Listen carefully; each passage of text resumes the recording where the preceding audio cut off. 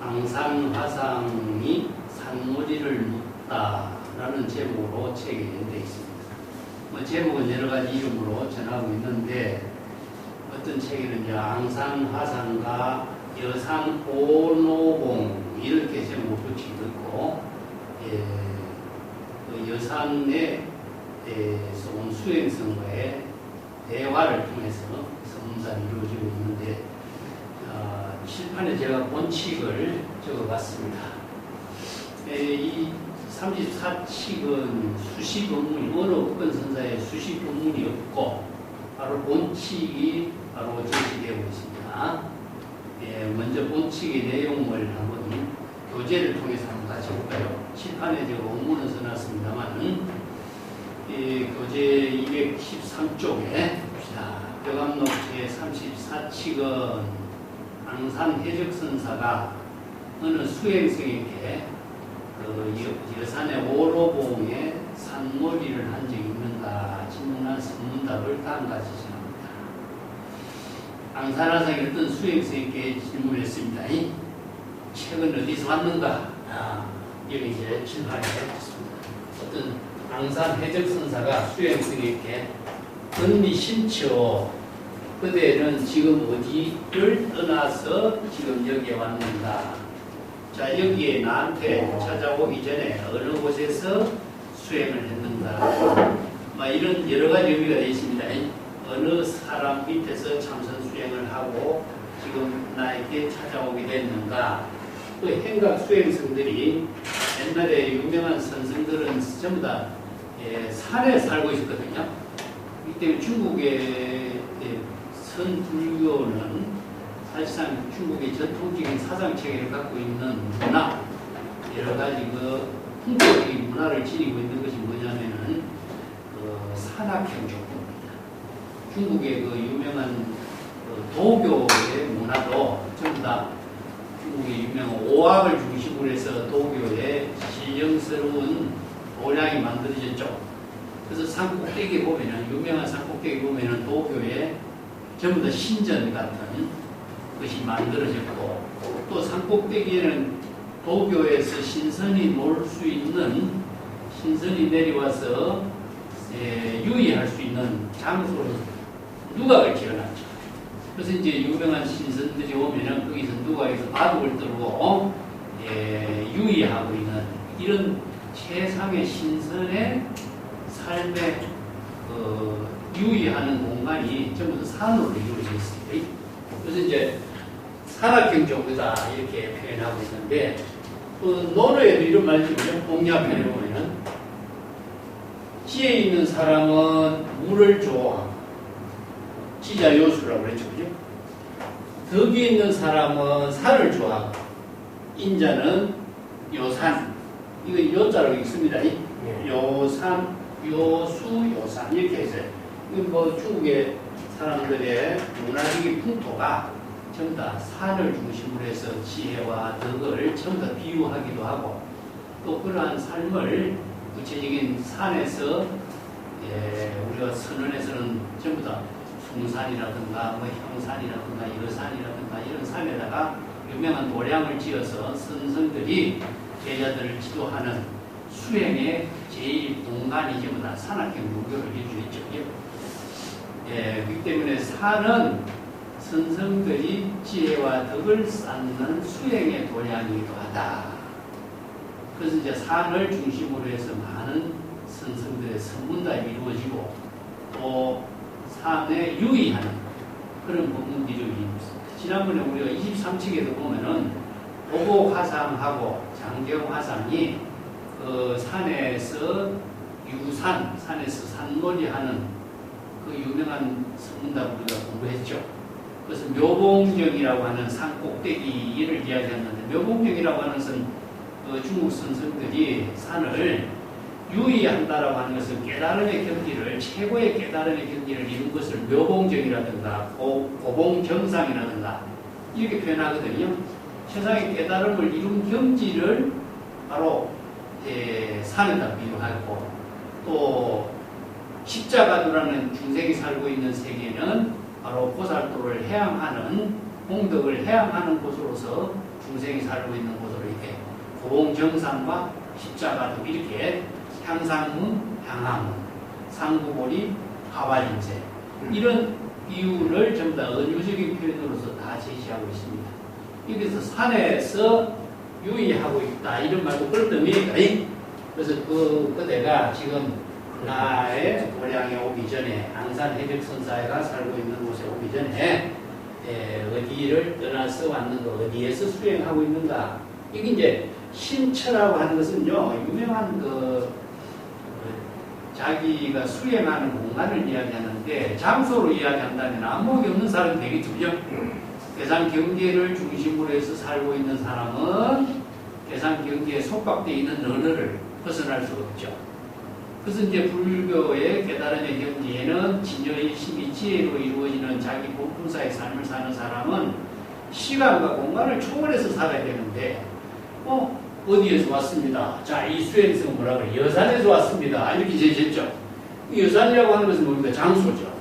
자기가 살고 있는 장소를 제시하고 있다 하는 것은 독자적인 대상 경계를 아직까지 벗어나지 못한 수행성의 안목 없는 모습이 그대로 드러나고 있습니다. 그래서 여산이라고 하는 것이 또 여기에 등장하고 있기 때문에 여산이 굉장히 유명한 고향이죠. 유마경 같은 데도 우리가 지난번에 공부한 것처럼 방언동자가 유마일이 비아리성으로 들어올 적에 유마일에게 질문합니다. 그 산은 어디에서 오고 있습니까? 종아소래요. 이렇게 표현해요. 이거 똑같아요. 어디에서 옵니까? 자, 어느 곳에서 옵니까? 어느 곳을 그대는 떠나왔는가? 이게 유마거사 보고 그 산은 어디에서 오고 있어? 어디에서 왔습니까? 이렇게 하니까 나는 도량에서 왔다 이렇게 표현하거든요. 도량에서. 이 도량이 무엇이냐면은 바로 깨달음의 경지, 본래 면목의 지혜로운 삶을 사는 경지. 직심이 도량이란 말을 쓰죠. 그렇기 때문에 본심에 청정한 지혜가 작용하고 있는 것을 우리가 도량이라고 해요. 그래서 우리가 참선 도량이라든가, 보리 도량이라든가, 해탈 열반의 도량이라든가, 이게 도량이란 말을 쓰는데, 이 도량은 지혜로운 과거의 장소를, 깨달음의 경지의 장소를 도량이라고 그러죠. 그래서 발보리심을 일으키면 어떻습니까? 깨달음의 경지를 이루게 되겠죠. 이 때문에 중생심의 차별 대상 경계인 장소나 공간이라든가 시간 공간에 속박된 삶이 아니라 시간 공간을 초월해서 진여일심이 지혜로 이루어진 경지에서 지금 여기 자기 본분사의 삶을 여여하게 실행하고 있습니다. 이런 의미죠. 이 때문에 우리가 건강경 이런 말이죠. 도량이라는 말을 다른 말을 한다면은 열애란 말과 같은 것이죠. 여여하게 오고 여여하게 가고. 자, 건강경의 열애를 어떻게 표현합니까? 무시종래 어디에서 오고 오는 것도 없죠, 그죠? 어디에서 오는 곳이 없어요. 연구소 어디로 또 대상 경계로 해서 가는 곳이 없어요. 이 때문에 거래가 대상 경계로 있는 사람은 진여일심의 지혜를 이루는 열애의 지혜를 체득하지 못한 입장이죠. 그 유마거사는 어디에서 오고 있습니까? 도량에서 옵니다. 하니까 도량은 뭐냐? 바로 깨달음의 경지에서 자기 본분사의 지혜로운 삶으로서 시공을 초월해서 오고 가고 하는 경지에서 살고 있는 모습을 표현하고 있는 거예요. 근데 수행성은 뭡니까? 그대 어디에서 떠나왔는가 하니까 여산에서 떠나왔습니다. 그래서 여산이라고 하는 장소, 공간이라고 하는 대상 경계를 벗어나지 못하는 거죠. 그런 입장이 이제 중국 선생들의 선문답을 할 적에 어디에서 왔는가 이것도 질문해요. 그 유명한 동만 15쪽에 보면 동산 삼돈 유명한 법문이 있죠.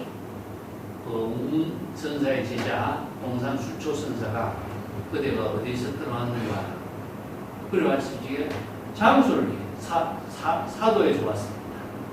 사도라고 하는 공간 장소를 이야기하니까 안목이 없는 사람이 되겠죠. 너는 삼돈방을 두드려 맞아야 될 놈이다. 삼돈방을 두드려 맞는 것은 수행자가 안목을 부족해서 여시 수행, 여법 수행, 안목을 부족한 본문사 일을 부족하는 능력을 갖춰야 되는데 이곳저곳 15만 시간 공간의 대상 경계만 쫓아다니고 안목이 없이 시간을 낭비하는 사람이니까 시주를 소비시키는 업장만 짓는 사람이니까 그대는 그 제과로 그 삼돈방 60방망이, 90방망이, 방망이를 맞아서 제값을 받아야 됩니다. 이렇게 질책하는 유명한 본문들도 거기 있죠. 그죠? 이런 선생들의 본문들이 일상생활 속에서 이루어지는 가운데 수행사가 출생안의 지혜로 본문사를 실행하지 못하면은 항상 이렇게 스승의 질타를 받게 되는 것이죠. 그래서 이제 여산에서 왔습니다. 그러니까 양산화상에 한 번 더 질문해요. 여산에 오로봉이 있는데 여산에 산 유명한 꼭대기 한 봉우리 오로봉이라고 있어요. 오로봉이라고 하는 그 산 정산이 있는데 오로봉에도 가보았는가? 이게 뭐냐면은 최상의 깨달음의 경지를 여기서는 이제 그대가 여산에서 수행했다면은 최상의 깨달음의 경지를 이루어서 그 경지에서 지혜로운 삶을 본분사로 살 수 있는 능력을 갖추었느냐 이런 의미죠, 그죠? 오봉정상입니다.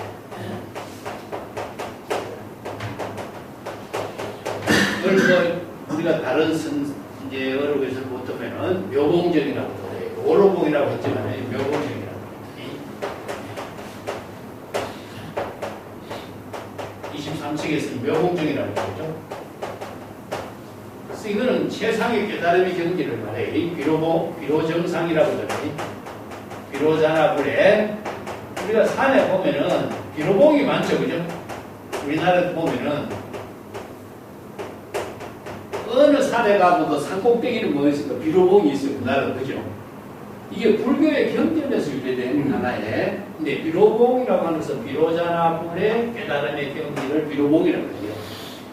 그래서 유명한 그 숙종황제하고 남양해충국사의 대화 가운데 그 숙종황제가 남양해충국사에게 그 깨달음의 경지를 이룬 입장에서 이제 질문하니까 비로자나불의 정상까지도 밟고 초월하시오. 그렇게 하죠. 비로자나 부처의 정상, 머리 꼭대기까지도 밟고 그 비로자나 불의 깨달음의 경지까지도 초월해야 됩니다. 이게 이제 각의 초월이라 그래. 그렇기 때문에 깨달음의 경지에 안주하게 되면은 깨달음의 경지에서 법신의 벽에 떨어지죠. 그 향상일구의 함정에 따라. 그래서 이것은 향상문이라고 그러고, 향상문. 이 향화문이 또 있어요. 향화문은 무엇이냐면 십자가 들어가요. 중생이 살고 있는 제자분이를 십자가두라고 하는데 이 십자가두에서 자기 본분사의 공덕행을 중생을 구제하는 공덕행을 해양을 해야 돼요. 그래서 이제 향상문과 향화문을 불이법문으로 실행할 수 있는 정법의 안목을 갖춘 사람이 바로 이제 깨달음의 경지도 초월하고 또 중생의 사바세계에서 중생들과 함께하는 보살의 공덕행도 함께 해양할 수 있는 능력을 다 부족한 사람이 시제디년에 자기 본분사를 이루는 사람이다. 그래서 이제 향상문, 향화문 이렇게 해서 이제 산을 중국 선생들이 비유적으로 많이 제시해서 쓰라고 있습니다. 그래서 오로봉에도 가보았는가 하니까 그 수행성은 아직 가보지 못했습니다. 오로봉에 가보지 못했다라고 하는 것은 오로봉의 경지를 깨달아 체득하지 못했다는 뜻이죠, 그죠? 근데 이 수행성은 아직까지 이제 그 경지를 이루지 못한 것을 이렇게 표현하고 있습니다. 그러니까 앙산성사가 그때는 산놀이, 유산, 자, 여기서 일찍이 그때는 산놀이를 할 수 있는 능력을 갖추지 못했다 이런 말이죠, 그죠? 여기서 이제 수행성들이 유삼행각이라는 말을 쓰는데 유사는 무엇이냐면 법계에 유의하는 것을 말해요. 이제 중국 스승들이 유산, 법계에 유의하는 경지를 이렇게 유산, 다른 말로 한다면 유의 삼매의 경지를 이루는 거예요.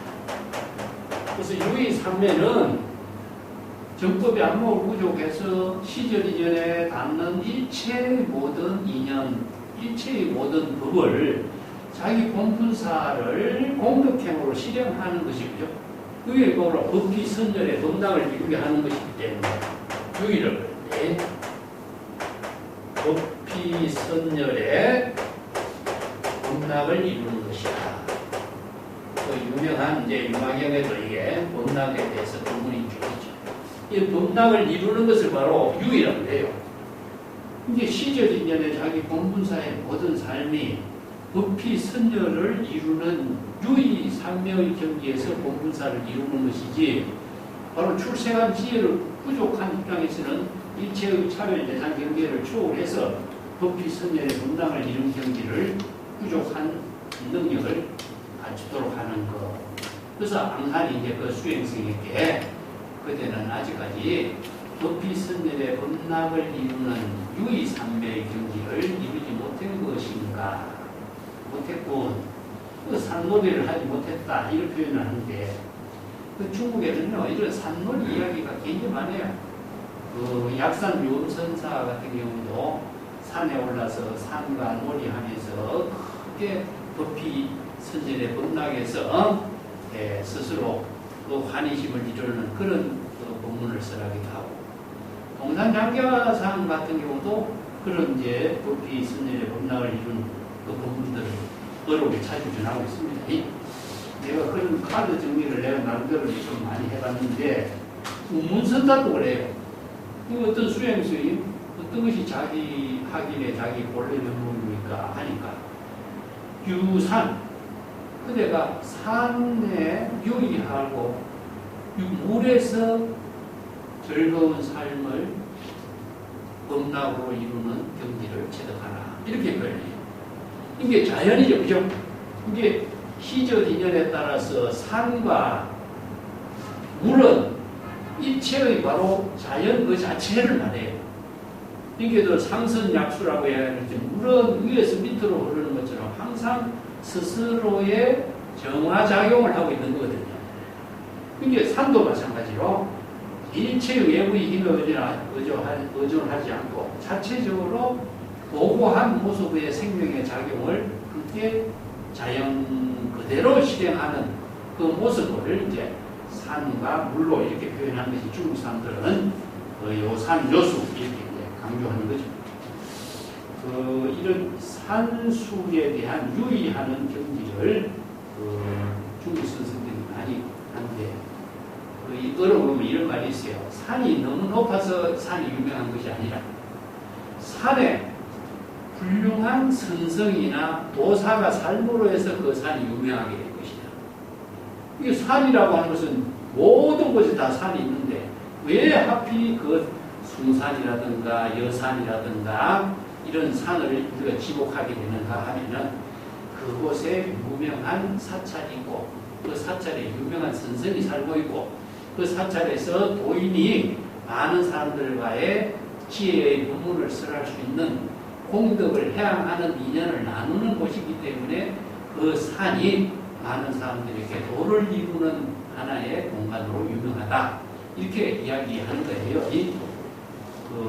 여산에 대한 이야기는 나중에 다시 하겠습니다만은 여산에도 유명한 산이 사찰이 많아요. 여산 동림사, 서진사 아니면은 여산 회원이 살고 있는 백년사 유명한 사찰이 너무나 많기 때문에 그 하나하나 사찰마다 그 많은 사람들이 그 깨달음의 인연을 이루게 하고 또 좋은 삶에서 이루어진 명시, 그 깨달음의 경지를 선시로웠던 내용들도 전하고 있죠.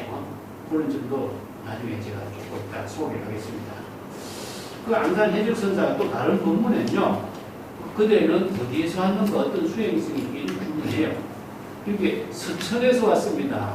아니 서천에서 온 사람이 어찌 이렇게 늦게 왔느냐?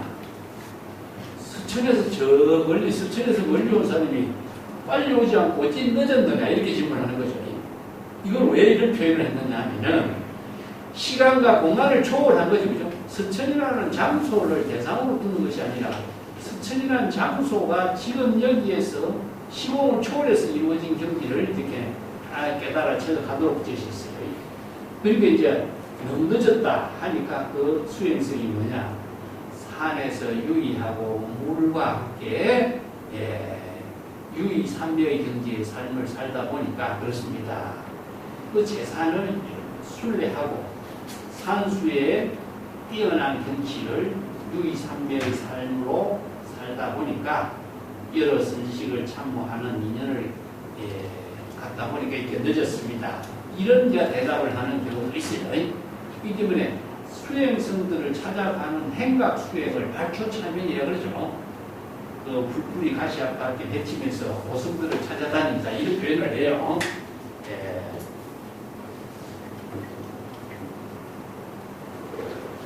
그래서 이제 산악형 종교에서 이루어지고 있는 여러 가지 선문들은 전부 다 후보템으로 설명하고 있는 겁니다.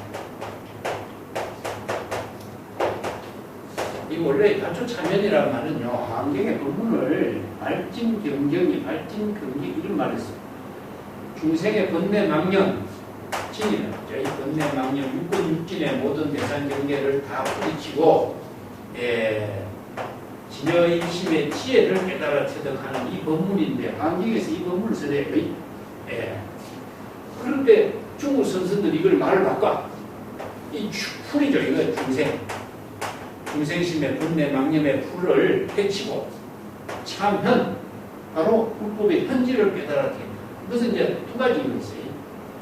자, 고성들을 참문해서 행각 수행할 적에는 가시밭길을 다 해치갖고 유명한 선생들이 살고 있는 선생들을 참문하는 의미로도 쓰이는데, 궁극적으로 이게 구법 수행의 의미는 무엇입니까? 중생의 번뇌 망념을 전부 다 떨쳐버리고 불법의 현재를 깨달아 체득하는 수행이죠. 그래서 참선 수행을 발초참연이라고 해요. 근데 이걸 행각 수행의 본질은 이게 구법이에요. 구법. 그렇기 때문에 구법행을 이렇게 표현하는데 전부 다 유명한 선생들을 찾아다니고 산중에 찾아다니고 그 선생들에게 선문답을 통해서 불법의 대의를 깨닫고 정법의 안목을 부족하는 수행을 하는. 자, 여기서 현이라고 하는 것은 바로 불법의 현지를 말하는데, 이 불법의 현지는 불법의 대의죠. 불법의 현지와 불법의 대의라고 하는 말을 다른 말을 한다면 뭐죠? 아냐? 바라밀이죠. 그래서 대승불교가 아냐의 지혜를 체득하고 아냐 바라밀을 통해서 일체의 은설과 명자를 모두 중생심의 번뇌 망념을 모두 소멸하고 본래 부족한 진여의심의 지혜를 통해서 공덕행을 이루게 하는 출세간의 지혜를 부족한 힘, 그리고 출세간의 지혜로 지금 여기 시적 인연의 자기 공분사를 건립하는 힘, 이것을 바로 불교에서는 발초참연, 불법의 현지나 불법의 대의를 깨달아 체득하는 구법행을 제시하거든요. 그래서 그대가 오로봉이라고 하는 여산의 최고의 깨달음의 경지, 불법의 현지를 체득했는가를 질문과 같아요. 그런데 그 수행성은 아직 그 오노봉에도 가보지 못했습니다. 양산하상이 그대는 진정한 이 여산에서 진정한 유산을 최상의 깨달음의 경지에서 유의삼배의 경지에 안목을 갖추지 못한 것이구만, 이렇게 이제 평가하는 거죠. 요까지가 이제 앙산하상과 이 수행성과의 대화인데, 이 대화에 운문선사가 코멘트를 붙여요.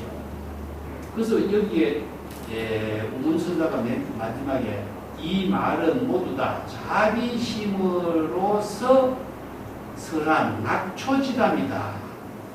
이 자비심이라는 것은 운문앙산 해적선사가 그 수행성에게 자비심을 제시해서 낙초지다. 중생을 구제하는 법문으로 제시한 말이다. 이런 뜻이죠. 여기 이제 발초참여이란 말이나 낙초지담이란 말, 우리가 같이 이 말을 좀 선으로 공부합시다. 낙초지담. 문선사의 법문이 여기 이제 자비심으로서 낙초지담으로서란 말이다. 즉, 이 앙산선사가 수행승에게 한 이 말은 그런 자비심으로 한 말이다. 그리고 낙초지담이다. 요 말씀이요. 여기서 풀이라고 하는 말이 무엇이냐면은 중생심이에요. 중생심의 번뇌 망념을 떨쳐버리고, 발이라고 하는 것은 번뇌 망념을 전부 다 초월하고, 바로 불법의 현지를 깨달아 참문해서 깨달아 체득할 수 있는 구도자에게 설한 법문이다. 이런 의미죠. 그래서 여기서 낙초는 중생심의 번뇌 망념에 초월할 수 있는 방편 법문이다. 그런 의미랑 같아요. 그래서 낙초라는 것은 가강동진입니다. 중생들에게 중생과 같이 똑같은 입장에서 그 수행성의 안목에 맞추어서 그 수행성의 근기에 맞추어서 방편법문으로 설한 말이다. 이게 자신의 입장에서 설법한 것이 아니라 그 수행성의 근기에 맞게 설법한 법문이다. 이런 의미죠. 그래서 여기가 노자에서 얘기하는 화강동진과 같이 불교에서 이것을 동사성. 그 중생의 근기에 맞추어서 설법한 법문이다. 이런 의미죠. 초라고 하는 말은요, 풀을 말하는 게 중국에서 어렵게 해서 선성들이 번뇌 망념을 일으킨 것을 전부 다 풀로 비유합니다. 그래서 동산 장계 선사가 유명하면은 만리무천초란 말 법문을 쓰래요.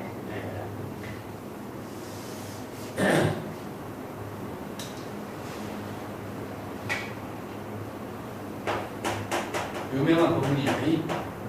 만리무천초.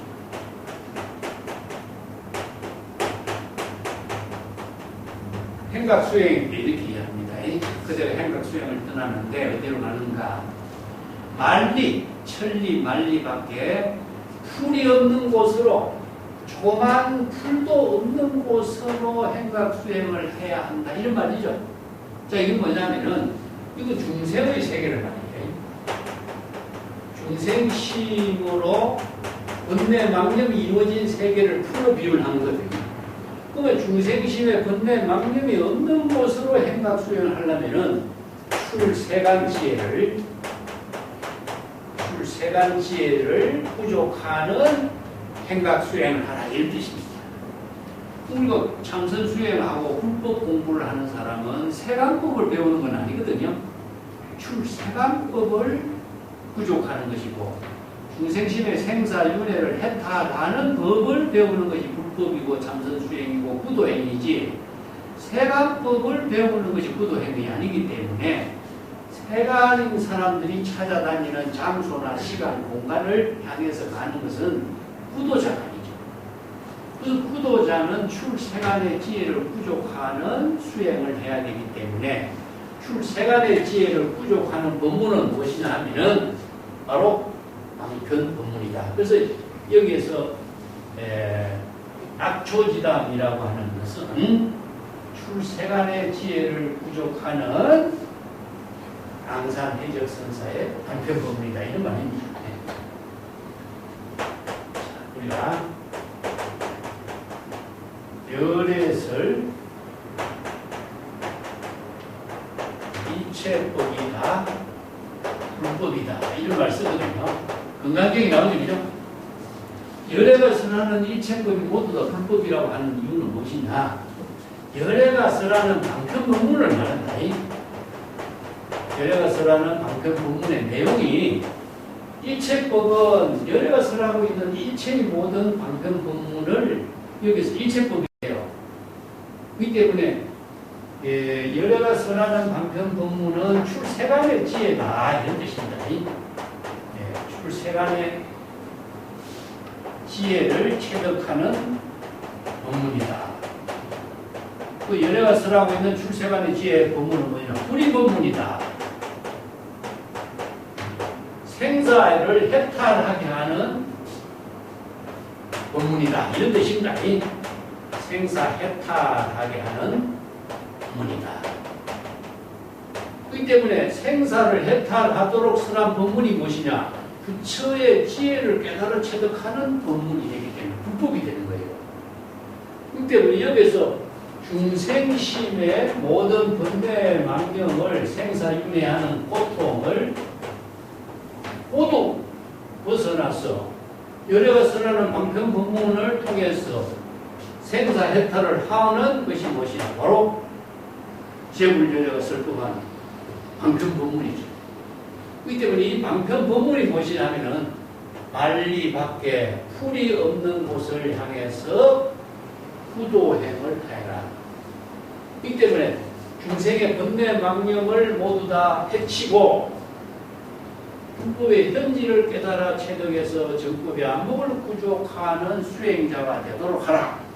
즉 후도자가 해야 하는 일은 중생 세간의 생사해탈을 하는 정법의 안목을 구족하는 거죠. 그래서 이제 낙초지담이라는 것은 중생의 금기에 맞추어서 중생심의 번뇌 망령을 초월할 수 있도록 생사해탈을 할 수 있는 법문을 설하는 사람이 강산선사 이런 의미죠. 이런 법문들이 바로 불교에서 설하고 있는 경전이나 어록이나 출세간의 지혜를 부족하는 법문입니다.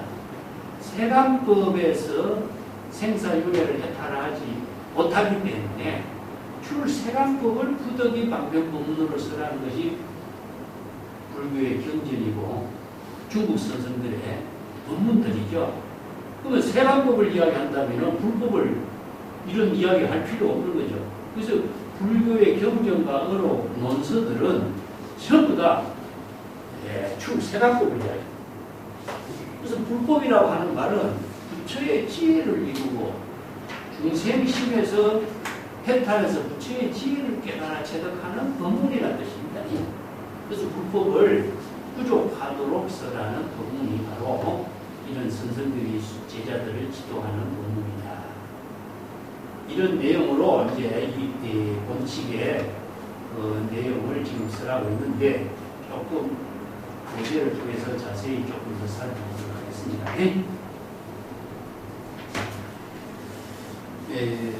교재 213조 봅시다. 밑에 이 공안은 우문 어록에 지금 전하고 있어요. 그 운문선사에 코멘트가 붙어 있거든요. 차그가 붙어 있거든요. 그래서 이 본칙공안의 운문선사의 이 법문이 굉장히 중요한 의미가 있어요.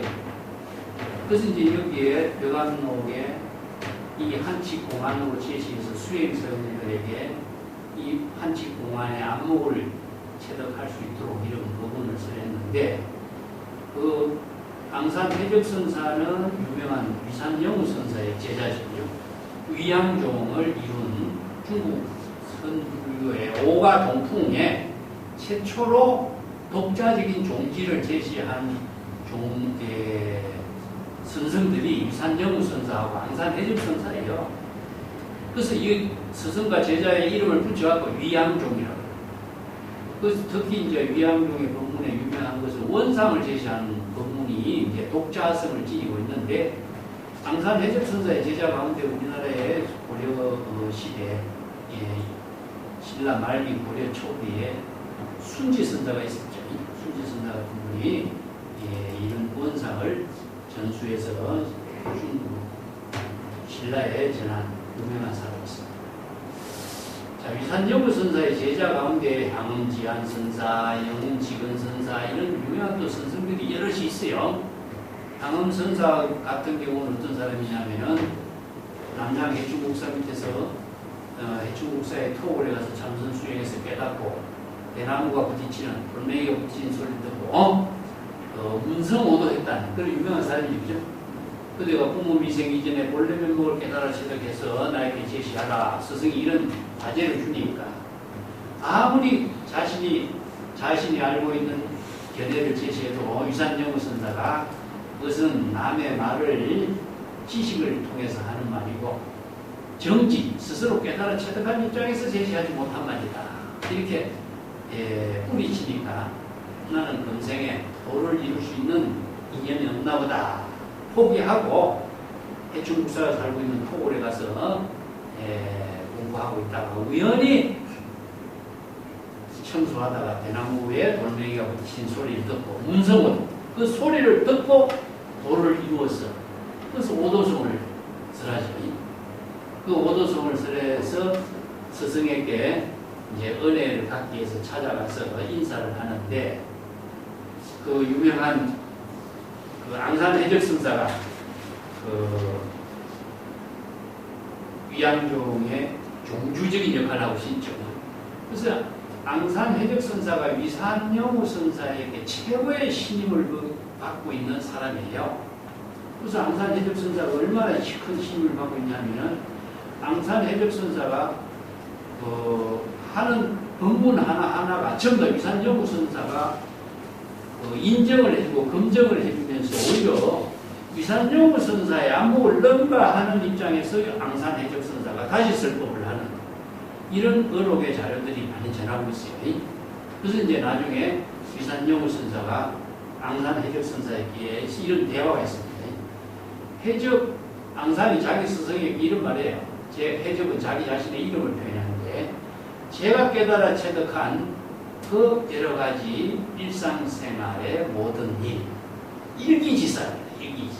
일기지사, 행리지처는 어떻게 보십니까? 이런 질문을 드립니다.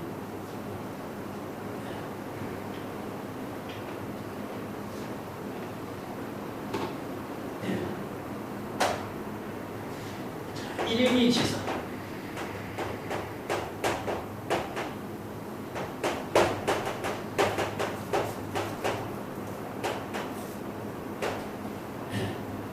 자기가 지금 일기라 그래서 지금 여기죠. 지금 여기 자기 본분사를 실행한 것은 일기지사. 그래서 이제 우리가 다도 같은 데서 보면은 일기일례라 그런 말 쓰죠. 그죠? 우리가 인간이 살고 있는 모든 삶은 일기일례의 삶을 살고 있다. 이런 의미예요. 왜냐하면 시간과 공간이 만나는 축이 찰나찰나에 우리의 일념일념에 우리들이 9세 10세 오상경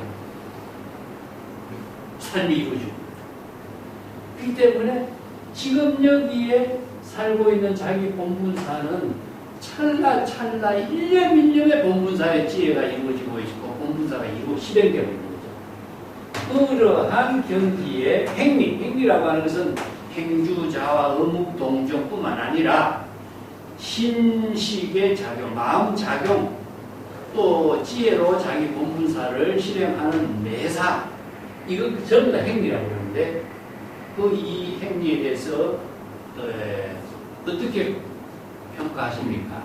자기 자신의 일기지사의 행리의 모든 일을 스승은 입장에서 평가해 주세요. 이런 표현이에요. 그러니까 이제 그대가 위산영우 선사는 뭐냐면 그대의 정황의 기하게 이야기입니다.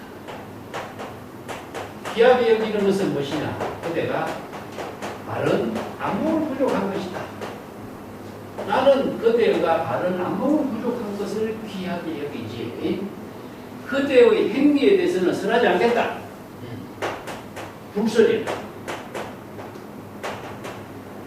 그대의 행위를 내가 이르쿵지르쿵 대상으로 평가하고 이야기하고 설명할 이유가 하나도 없다. 그대의 안목이 바른 안목, 정법의 안목을 부족한 것은 나는 귀하게 합니다. 이렇게 이야기해요. 이거는 진정한 견해를 부족한 것은 임재였죠. 여기서 위산은 앙산이 정법의 안목을 부족한 최상의 선성으로 평가를 하고 있습니다. 안목을 부족한 사람은 행리가 지금 여기 자기 본분서의 일이 모두 다 중생심으로 타락하는 행리는 없는 거예요. 출생안의 지혜로 공덕행을 이루고 보살도를 해야 하는 그런 능력을 갖춘 행리를 갖춘 사람들께 안목이 없는 사람은 전부 다 중생심으로 타락하고 생사윤회의 고통을 받고 대상 경계에 집착하겠지만 안목을 갖춘 사람은 그런 일이 없어.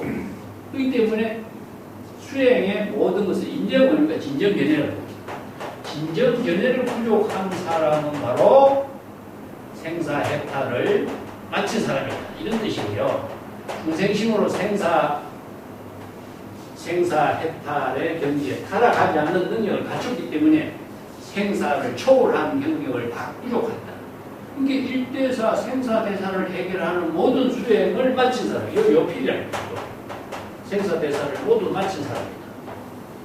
진정견해를 마치면은 생사윤회 탈하지 않는 거죠. 근데 그대의 행위에 대해서 내가 이렇게 결코 이야기할 일이 뭐 있느냐? 이런 말이죠. 이만큼 앙산이 정법의 안목을 부족한 것을 위산영호 선사가 최상으로 평가하고 인정하는 것이 이 한마디에 있어요. 근데 이 말이 우리나라 성가구감에 전해지고 있는데 그대의 안목이 부족된 것을 높이 평가하지만 그대의 행리에 대해서는 귀하게 여기지 않는다. 이렇게 성가구감에서 이렇게 말을 바꿔놨어요. 이건 뭐냐면 안목을 뛰어난 것은 귀하게 여길 뿐 행리에 대해서는 귀하게 여기지 않는다. 이 말은 뭡니까? 취사, 선악, 옳고 그름을 이야기하는 거예요. 안타깝게도 이 구절은 위산과 앙산의 근본 정신을 입에시키는 거예요. 이러면서 좀 어려움을 전하면서 잘못 전해진 거죠. 이걸 바로 차별상으로 이야기. 하나는 옳고 하나는 옳지 않는 거예요. 하나는 긍정하고 하나는 부정하는 거예요. 이런 것은 옳고 그름이라든가 선과 악이라든가 치사 선택에 타락하게 하는 말이 되기 때문에 성가구감의 이 말은 없애는 것이 오히려 더 낫습니다. 그때 여기에도 행리라든가 일기지사라든가 이런 말이 그 위산영호 선사가 앙산해적선사를 높이 평가한 걸 그렇게 표현해요. 그래서 향음지한선사가 그 깨닫고 난 뒤에 스승에게 가서 인사를 하는데 그 앙산해적선사가 위산영호 선사의 시자노를 하면서 향음이라고 하는 논문이 이제 자기가 한경제를 깨달아 체득했다고 인사로 오는 거예요. 근데 인사로 온 논문 향음에게 앙산해적선사가 뭐라고 했냐면은 그대의 견처는 어떠한가? 이런 질문을 해요. 자, 그대가 지금 여기저기 다니면서 참선 수행을 했는데 그대의 견처는 어떠한가?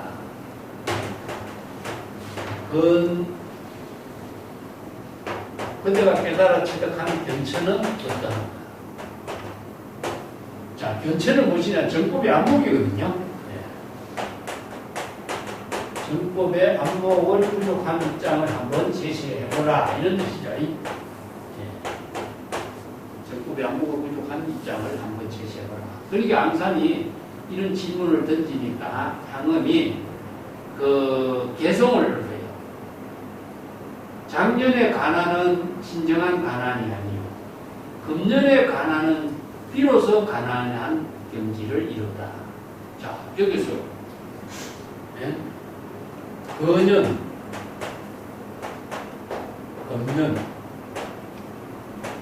가난이란 말을 씁니다. 가난. 빈을 가지고. 빈이라고 하는 말은요, 청빈이라고 하는 말 자체가 구도자의 본분이죠. 그죠? 빈은 무엇이냐면은, 본래 면목을 상징하고 있습니다. 본래 면목은 본래 무인물이라 한 물건도 없어야 되거든요. 그게 뭐냐? 본래 면목은 일체 개공의 경지를 이렇게 빈으로 표현해요. 그래서 수행성들이 청빈이라고 하는 말은 아공, 법공의 경지, 일체 일체의 시간, 공간을 초월해서 자아의식과 대상 경계를 모두 초월한 경지를 바로 청빈한 수행자, 청세 고민이라는 공안도 그래서 나옵니다. 그러니까 작년의 가난은 진정한 가난이 아니고 금년의 가난은 비로소 가난한 경지다. 작년의 가난에서는 어떠냐? 송곳을 꼽을 곳도 없었는데, 송곳을 꼽을 땅도 없었는데, 금년의 가난은 무엇이냐? 송곳조차 없다. 이게 나왔죠, 그죠? 여기 이제 슈를지. 송곳을 꼽을 땅도 없었는데, 추지. 금년에는 송곳까지도 없었어요. 이런 표현을 해요. 자, 작년하고 금년하고 송곳을 꽂을 땅하고 송곳 자체도 없어졌다. 이런 비유로 개성을 푸는 거예요. 그러니까 앙산 해적선사가 이걸 평가를 뭐라고 했느냐 하면 그대는 열에서는 깨달았지만은 조사서는 깨닫지 못했다 이렇게 평가합니다. 그대는 열에서의 경지는 이루었다고 할 수 있지만 자, 조사선은 아니다. 조사선의 경지는 아니다. 이렇게 평가해요. 그래서 유명한 열애선과 조사선이라고 하는 이 문제가 앙산 해적선사의 안목에서 제시중국선을 처음 한 거예요. 근데 사실은 열애 자각 성질을 이룬 것이 열애선이다. 이게 바로 능가경에 나오는 말이거든요. 무슨 능가경, 이렇게 남종선에서는 열애선이 최상승선으로 이렇게 똑같이 본 거예요. 열애선이 금강경에서 설하는 최상승자를 위한 설법의 부분이기 때문에 열애선이 최상승선이에요. 그렇기 때문에 대성불교에서 경전에서 설한 법문을 중국의 하택신해라든가 규봉종밀이라든가 이런 선생들은 열애선과 최상승선을 잇는 선의 종류 분류에서도 최상의 선으로 제시했어요. 그런데 열애선의 경지를 초월한 입장을 제시한 것이 조사선이 앙산 해적선사에서 나온 거예요. 자, 이어서 무슨 차이가 있을까요? 작년하고 금년하고 송곳하고 송곳 꽂을 땅하고 송곳하고 이런 비유로 설해놨지만은 이것은 아직까지 이런 대상과 비유를 초월하지 못한 거죠. 시간과 공간이라든가 이런 대상을 초월하지 못한 입장이죠. 이것은 뭐냐? 작년과 금년, 송곳 땅, 꽂을 땅과 송곳조차도 없다 하는 것은 점차적인 단계예요. 점차적인 단계적인 것 아니면은 작년과 금년의 가난, 유와 무의 작년에는 있었지만 금년에는 없는 것, 유와 무의 입장으로서 이렇게 설하는 것입니다. 그렇기 때문에 이것은 열애선의 경지에서 설하고 있는 점차적인 입장입니다. 단계적인 입장이죠. 그렇죠? 조사선은 뭡니까? 돈이 1초적인 열애지죠.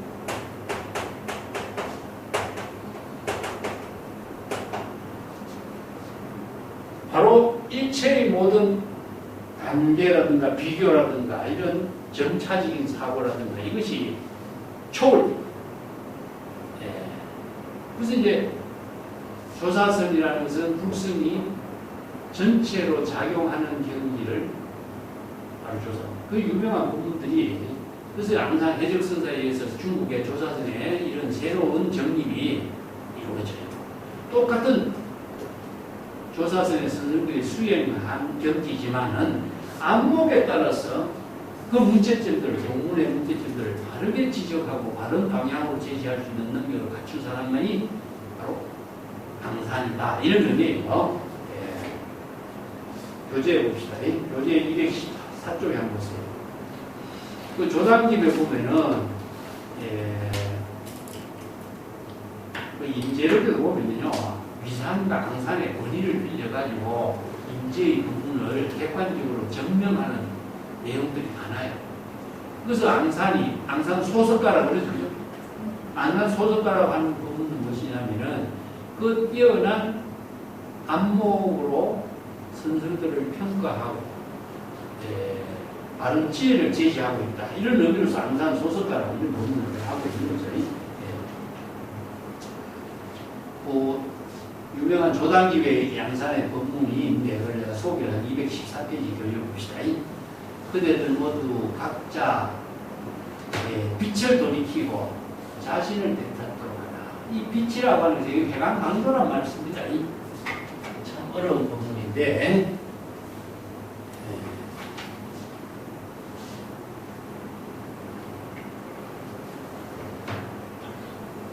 참선 수행자들이 이렇게 자주 쓰고 있는 말들이 해강강도예요.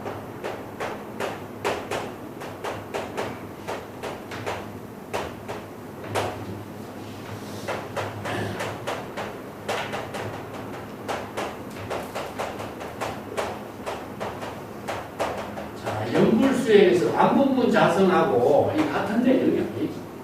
이게 뭐냐면은 본래를 되돌아가는 거예요. 이걸 이제 불교 수행에서는 귀명이라든가 기가라든가 이런 말로 내가 자주 쓰고 있는데 불교의 수행이란 말입니다. 불교의 수행은 중생심에서 본래로 되돌아가는 겁니다. 중생심에서 본래로 되돌아가는 거예요. 본래.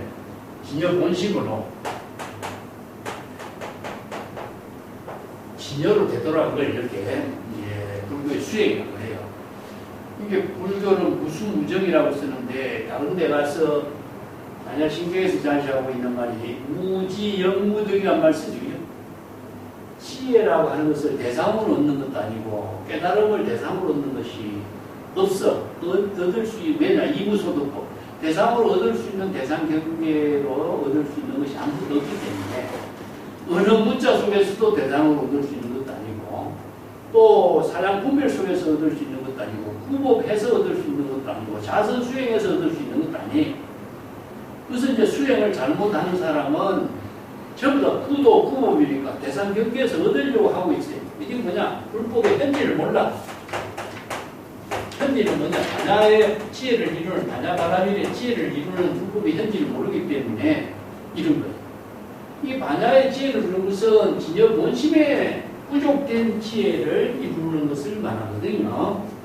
이게 진여에는, 진여 자체에 부족된 것은 제불열의 지혜, 광명, 상나가정의 본래 열반의 공덕이 자성, 청정심이, 청량불변, 자제가 모두 다 부족되어 있는데 본래 부족되어 있는 것으로 되돌아가면 되는데 그것을 다른 데서 얻으려고 하는 것은 뭐냐? 이게 외도가 되고 사도가 되는 거예요.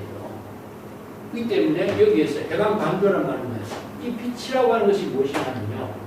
자, 우리가 눈으로서 대상, 귀로서 대상이죠. 그죠? 우리가 사물을 비추어 보는 눈이 전부 다 빛으로 이루어졌어요. 온이라고 하는 것이 눈에서 나가는 빛의 파장으로 이루어지잖아요. 근데 대상을 눈으로서 빛의 대상이 만들어진다면은 우리가 중생심으로 대상 경계를 분별하게 하는 차별상이 떨어지게 됩니다. 이 때문에 깨달음을 이룬 경지라고 할지라도 어느 문자, 해탈, 열반이라고 하는 대상 경계를 우리가 의식의 대상 경계로 눈으로 비추어 본다고 보면은 역시 해탈, 열반, 깨달음의 경지에 집착되고 중생이 되는 거예요. 이 때문에 이 빛이라고 하는 것은 마음작용이 나타나고 있는 대상 경계를 빛으로 표현해요. 자, 우리가 마음작용이 빛보다도 더 빠르지만은 어떤 사물에 대해서 의식의 작용을 통해서 인식을 하는 빛이 그곳에 딱 꽂히면은 사람들이 거기에서 분별심을 하게 돼요. 야, 저 말이 훌륭한 말이다. 해탈 열반이 깨달음의 경지의 말이다 하면 그 말에 딱 속박되면은 그 말에 집착하게 돼요. 그건 뭐냐? 대상 경계의 언설 문자에 집착합니다. 이 때문에 아무리 해탈 열반의 경지가 법문이 훌륭한 법문이라고 할지라도 그 법문을 초월해. 자, 이 때문에 언어를 통해서 깨달음을 이루지만은 언어를 초월하지 못하면 언어에 속박되는 거죠. 그래서 인언, 견언이라는 그런 말 쓰는데 덕이 망언이라는 말도 마찬가지입니다. 이 때문에 여기에서 자신이 의식하고 있는 대상 경계의 빛을 되돌이켜라. 이 빛에 빠지지 말라. 빛에 빠지면 무엇이냐? 중생심으로 타라. 이런 뜻입니다. 그러면 여기 회라고 하는 것은 뭐냐? 원래는 되돌아가는 거예요. 되돌리키는 이걸 회를 어떻게 했냐? 자각하다. 망념이 일어나는 거, 대상 경계. 그렇기 때문에 불지결이 없으면요, 이런 표방 방조를 할 수가 없어요. 그러니까 망념을 진단하고 어느 문자에 속박된 자신을 바르게 판단하고 어느 문자에 속박해서 해탈할 수 있는 능력을 알심수행으로 감전수행으로 전환하게 하고 중생심을 불심으로 전환하게 하는 힘이 무엇이냐? 정법이 안목이겠죠. 안목이 없으면 빛을 되돌이킬 수가 없는 거예요. 반조다는 거. 자, 이것도 뭐냐? 대상 경계의 빛이 대상 경계를 비추고 있는 빛에 떨어진 걸 말이에요. 그렇죠? 빛이 일어나는 것을 되돌리키고 어느 문자의 대상 경계에 비추고 있는 것을 다시 또 되돌리키고 이 때문에 해강 방조를 다른 말로 한다면 말심수행. 참 어려운 말입니다. 어떻게? 불지견으로 이체의 은설 문자에 속박되고 대상 경계를 분별하고 깨달음에 해탈 열반에 은설에 속박된 것을 바로 원심으로 전향시켜야 합니다. 자, 이거는 중국에서 이 부분을 써놨는데 이것도 해강반조도 마찬가지고 들리는 소리를 의식하면 들리는 소리의 대상에 떨어지겠죠. 누가 나를 부르는 소리에 우리가 듣고 그 소리에 집착하게 된다면 좋은 소리, 나쁜 소리에 집착하게 되면 뭐가 일어납니까? 좋은 소리 들으면 기쁜 마음이 일어나고 나쁜 소리를 들으면 나쁜 망심이 일어나게 되겠죠. 그렇게 된다면 중생심으로 타락하게 됩니다. 그렇기 때문에 어떤 소리든지 간에 그 소리를 되돌이키는 겁니다. 이게 반은 무엇이냐? 귀자입니다. 그 소리를 듣고 그 소리의 대상 경계에 집착하지 말고 되돌이켜라. 그리고 그 소리를 자성이 듣도록 하라. 이걸 비명입니다. 자, 불교의 모든 수행은 연불수행, 참선수행, 모든 수행은 이렇게 자각을 통해서 진짜 본심을 회복하고 본호 견성하고 본호 견성한 경지에서 진여임심의 지혜로 공덕행을 건립하는 창조적인 삶을 이루도록 하는 것을 본문사로 만드는 것이 불도수행이지 은설 문자의 대상 경계에 타락하지 마 이런 뜻이죠. 그것은 그대들 모두가 각자 방체를 돌이키고 자신을 되찾도록 하라. 이 한마디 논문이요. 해방반조 자기 본문사로 되돌아가도록 하라. 그리고 나의 말을 기억하지 마라. 내 말 은선 문자에 집착하고 속박되지 마라. 막기에 오라 유명한 법문을 합니다. 내 말을 기억하지 마라. 이 말은 마조 도율선사부터 이 법문을 써냈는데 세존이 49년 동안 습법하면서 한 글자도 설하지 않았다는 거죠. 일체 중생을 제도했지만 한 중생도 제도하지 않았다는 거죠. 이건 무엇이냐? 신전진전에 자기 본분사로 하는 뿐이다. 그리고 수행자도 여시아문하고 자기 지혜를 공덕을 이룬과 동시에 일체 언선을 다 잊어야 돼. 벗어나야 돼. 이것이 바로 막기오라는 말로 한마디로 정리해. 내 말을 기억하지 마라. 이렇게. 자, 시작 없는 애로부터 밝음을 던지고 어둠을 향해서 희망을 쫓는 뿌리가 깊어져서 중생은 이 대상 경계에 집착하기 때문에 그 희망한 대상 경계의 뿌리를 뽑기가 어렵게 됩니다. 그대들을 가볍게 여기기 때문에 이런 법문을 한다. 그러므로 거짓 방편, 임시 방편의 언어를 사용해서 여러분들을 무량겁에 쌓인 수많은 나쁜 악지, 악각, 나쁜 지식을 모두 뽑아버리려고 임시 방편의 언어로 이런 법문을 한다. 마치 누런 나무 잎으로 어린 아무는 아기를 달래는 것 같다. 학력 황금으로 비교해서 이렇게 한 겁니다. 임시방편이라. 근데 왜 이제 임시방편의 언어는 실체 언어이기 때문에 바로 방편의 언어를 통해서 깨달음을 이루고 이체의 언어를 잇도록 하는 겁니다. 이런 본문이 바로 이제 중국 조사서의 핵심 본문인데, 앙산의 본문이요, 조당교회 18권에 전하고 있는데 참 좋은 본문이 많아요. 육조 해능의 본문하고도 연결되어서 쓰는 것도 많고, 그리고 또 한 가지, 또 어떤 사람이 100가지 재물과 금은 보화를 한 자리에 섞어놓고 찾아온 사람의 정도에 맞추어서 물건을 파는 것과 같다. 그러므로 석두선사는 순금을 파는 가게다. 진금포. 자, 여기에 앙산 선사가 이런 평가를 그래서 내려요. 중국의 조사선의 가풍을 이제 앙산이 이렇게 평가합니다. 육조 해능의 문화에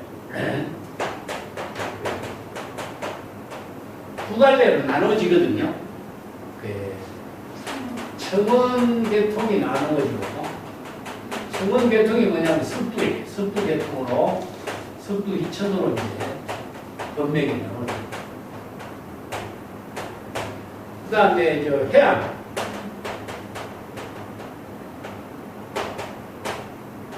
남학 해양선사 문화에 마조가 나오죠.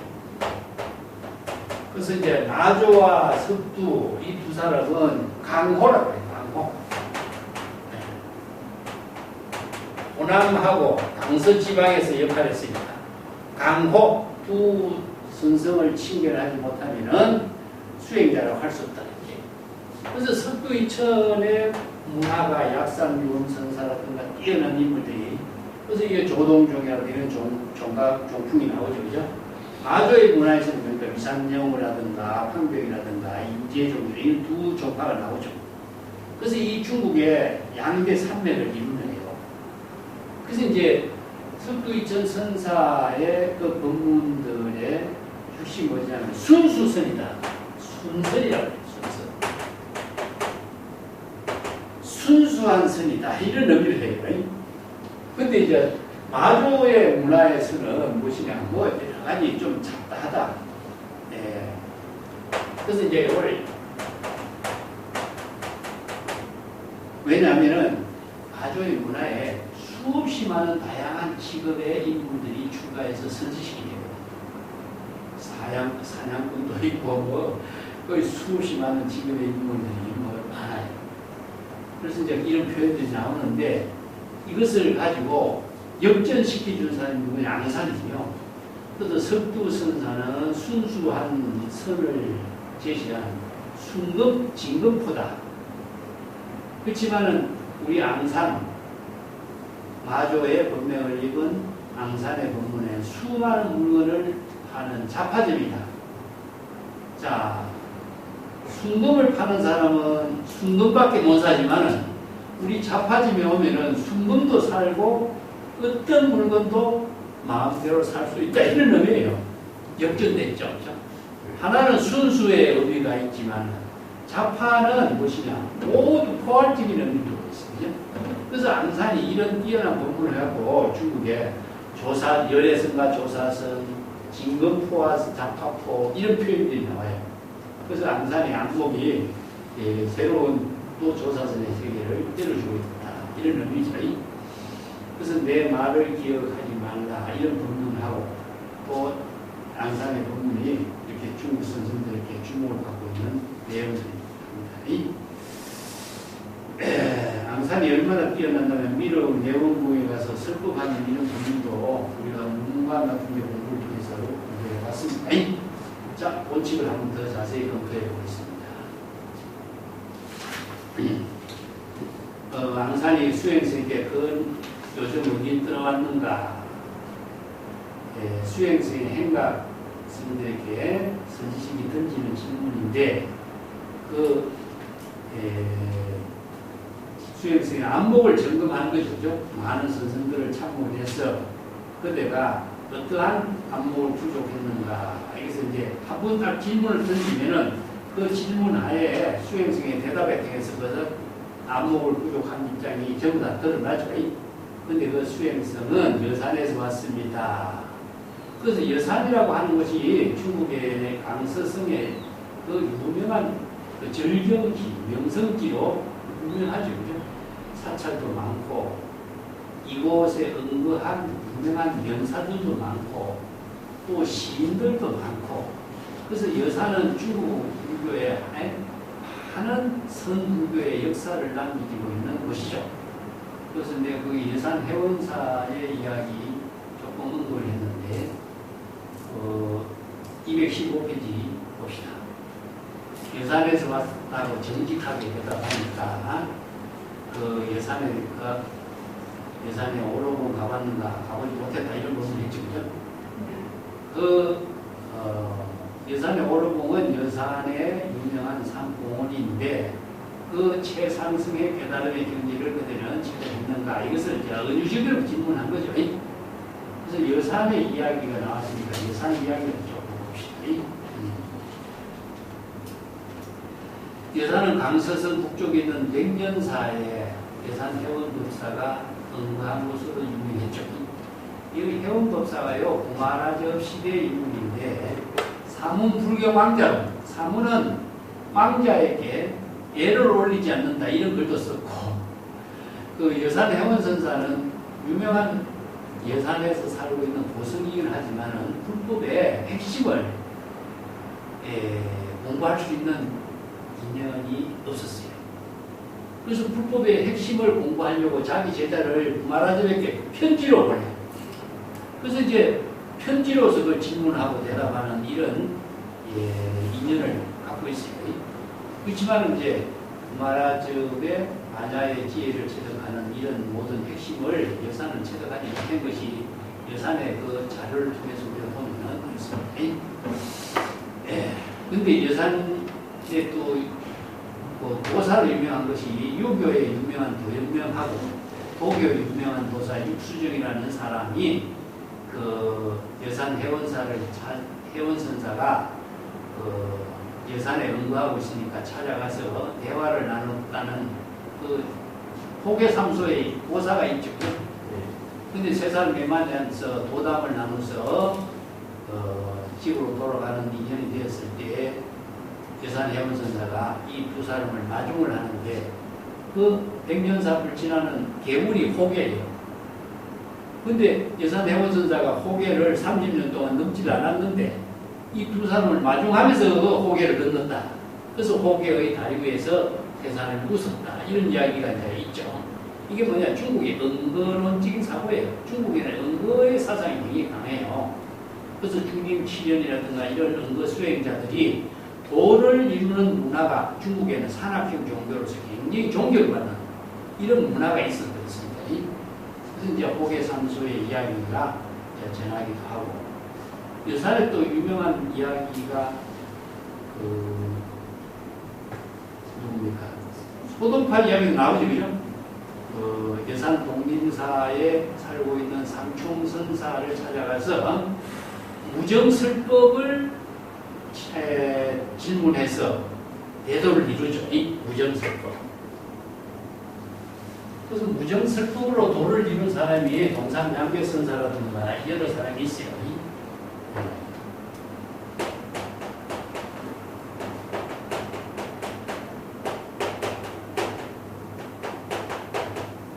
무정설법이 뭐죠?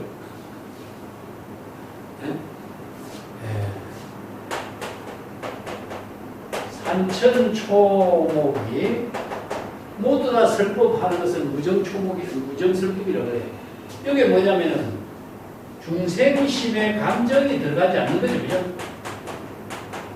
중생심의 감정이 안 들어가니까 자연 법위로 이루어진 거. 그래서 자연 법위로 이루는 것을 진여자연이라고 해요. 진여 그 자체를 자연으로 보는 거죠. 그래서 중국에서 무의자연 이런 말 쓰는데, 노장교에서 이야기하고 있는 무의자연은 조작이 없는 것이기 때문에, 무의는 바로 조작이 없기 때문에 자연 그대로 뜻이죠. 근데 무의자연이라는 말은 무엇이냐면은 일체의 모든 자연 그 자체가 외부의 힘에 의존하지 않고 독자적으로 자체적인 생명으로 작용하고 있다는 사실을 말해요. 그런데 무정설법도 말이에요. 산, 천, 초목이 모두 다 독자적인 자기 본분사의 지의 생명으로 설법을 하고 있다. 작용하고 있는 것은 설법이에요. 그래서 소독파가 뭡니까? 무정설법이 무엇이냐? 이 질문을 하니까 그 일체의 진여 자연이 지혜의 생명으로 진여 자체가 생명으로 작용하는 것, 물소리 흐르는 것도 설법이고, 바람 소리, 대나무 소리, 바람에 움직이는 모든 소리가 바로 자연의 소리. 이게 풍령성 같은 것도 그죠? 풍령이 바람에 울리니까 동서남북 그 어떤 바람에도 자신의 의지나 조작이 들어가지 않고 소리를 내는 것이 바로 설법이 되겠죠. 그죠? 그래서 이제 소동파는 개울물 흐르는 소리가 바로 광장설이요, 제불열의 설법이요. 산, 일체의 모든 산이 여여하게 시절인연에 따라 작용하고 있는 산의 모양, 색깔, 형색이 모두 청정급신 아닌 것이 어디냐. 그래서 동림 상총선사하고 밤에 밤새도록 무정설법에 대해서 대화를 하는 이 설법이 밤새 84,000의 개송, 84,000 법문이에요. 84,000의 법문에 대해서 그 깨달을 체득한 이 법문을 다른 날 어떻게 사람들에게 이 법문을 제시해야 될까, 이렇게 오도송을 읊어요. 타일여하 그 사이, 이렇게 얘기하죠. 유명한 이제 개송을 읊은 것이 이제 소동파의 개송인데, 소동파가 여산에서 읊은 개송에 또 하나 유명한 개송이 또 하나 있어요. 여산 연호 전함조. 그걸 내가 하나 써드릴까? 여산 그 서림사 벽에 써놓은 대사, 그건 같이 한번 써서 봅시다.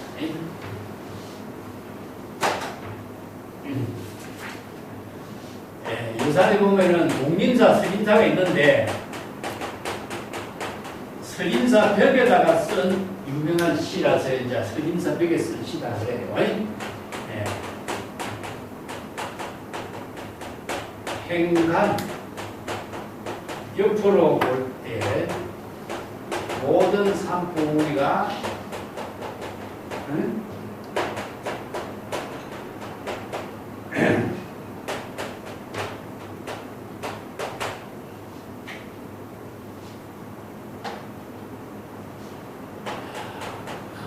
원은 멀고 가까이, 높고 낮은 봉우리들이 모두 한결같은 것이 없다, 이런 뜻이 무익동이다. 그런데 자기가 여산에 들어갔으자 여산의 진면목이 무엇인가?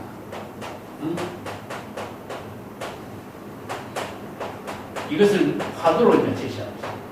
여산의 진면목이 무엇인가?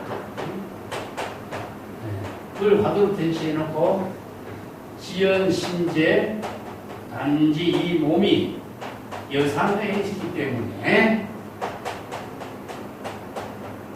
진면목을 대상으로 알 수 없다. 유명한 개성을 해요.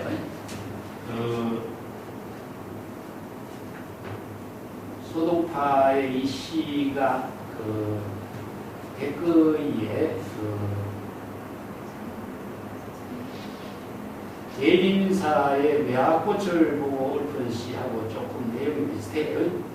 인간의 그 4월에 인간 세계에서 4월은 꽃으로 가득 차는데, 산사의 매화, 복숭아 꽃은 이제 비로소 피기 시작했네. 봄이 왔지만 봄을 대상으로 찾을 수 없는 이 한탄스럽다. 근데 봄 가운데 내가 있다는 사실을 미처 알지 못했기 때문이다. 이렇게 봄 가운데 자신이 봄과 하나 된 경지이기 때문에 봄을 대상으로 알 수 없는 입장을 부지라고 해요. 부지. 이게 선생이 부지 불해 불식이라고 하는 말은 그는 출생안의 지혜를 이렇게 읊지 않, 이게 선실을 푼 거예요. 감정적으로, 느낌으로, 대상으로 인식하고 읊었다면 이런 시가 안 나와요. 자, 여기에 옆으로 쳐다봐도 산봉우리가 참 겹겹이 쌓여있는 여산이, 그 겹겹이 쌓여있는 산봉우리가 멀고 가까이 높고 낮은 산봉우리가 똑같은 것이 하나도 없이 산봉우리로 끌렁 쌓여있는 여산의 모습이다. 그런데 이러한 여산의 진면목이 무엇입니까? 불식. 알 수가 없어.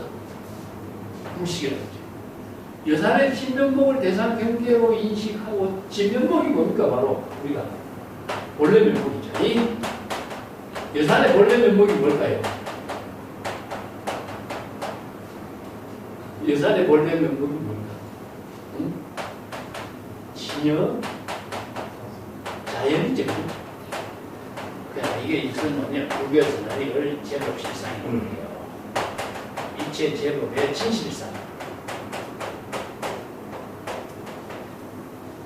일체 제법이 여여하게 지혜의 생명으로 본문사의 묘용으로 작용하고 있는 거예요. 시시각각으로 외부의 힘에 의존하지 않고 시시각각 시전전에 자기 본문사의 지혜의 생명으로 작용하는 그 자체를 바로 신면목이라고 해요. 그래서 날반대사가 저쪽에서 온 뜻이 무엇입니까? 하니까 조주가 뭐라 그러죠? 뜰 앞에 잣나무라 그러죠. 뜰 앞에 잣나무가 외부의 힘에 의존하지 않고 시전년에 따라서 자기 본문사의 지혜의 생명으로 작용하고 있는 것이 바로 뜰 앞에 잣나무와 달마대사의 진면목이나 뜰 앞에 잣나무의 진면목이다. 여산의 진면목이다. 모든 존재가 하나하나 각자 진여 자연의 생명으로 작용하고 있는 진실상의 면목을 우리가 불교에서 본래 면목이라고. 자, 각자가 남의 힘에 의존하지 않고 자기 본분사의 지혜의 생명으로 작용하고 있는 명맥입니다. 자, 그런데 안타깝게도 이 몸이 이 여산의 가운데에 있기 때문에 그것을 대상으로 할 수가 없어. 불이야, 불이. 자, 여산과 내가 하나가 된 겁니다. 그래서 여산을 대상으로 본다면 중생심이 되겠죠. 여산을 대상으로 보지 않기 때문에 불식인 겁니다. 그래서 이제 진면목이 여산의 진면목, 자신의 본래 면목과 분리가 된 거죠. 이런 경지를 읊은 것이 바로 선심이다. 이게 바로 백낙천이라고 하는 분도 이런 시를 읊은 것이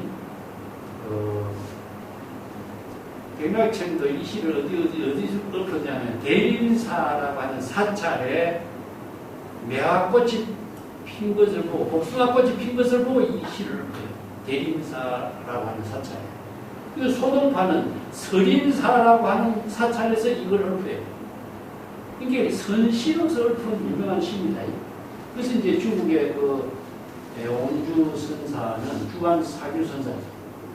항상 봄이 되돌아가는 것을, 봄이 되돌아가는 것을 어떻게 찾을 수 있어? 봄이 오는 것도 대상으로 찾을 수 없고, 봄이 가는 것도 찾을 수 없죠. 그죠? 왜 알 수 없느냐? 봄이 되돌아가고 봄이 오는 것을 알 수 없는 것은 왜?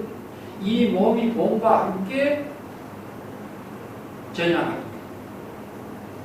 봄을 느끼고 있는 거하고 봄과 함께 하는 거하고 불의의 경지에서 내가 살고 있기 때문에 봄을 대상으로 오고 가고 하는 것을 알 수가 없다. 이게 선성교의 이런 뛰어난 선시가 바로 여산이라든가 대임사라든가 이런 부분을 통해서 제시하고 있는 거죠. 이 이어서 오노봉에서 유의하고 있다 하는 것은 불의의 경지가 되어야 됩니다. 진여자연과 제법실상과 여산과 불의의 경지, 우지, 불해, 불식을 통해서 불의의 경지가 되어야 유의가 되는 거예요. 근데 그 경지를 안목을 갖추지 못한 사람은 거기에 모르는 거죠. 자, 이런 개성들 보면 내가 봄을 초래하는 선시에 내가 소개한 적이 있는 시들인데 참 그 뛰어난 안목과 통찰력으로 이런 시를 읽고 있습니다.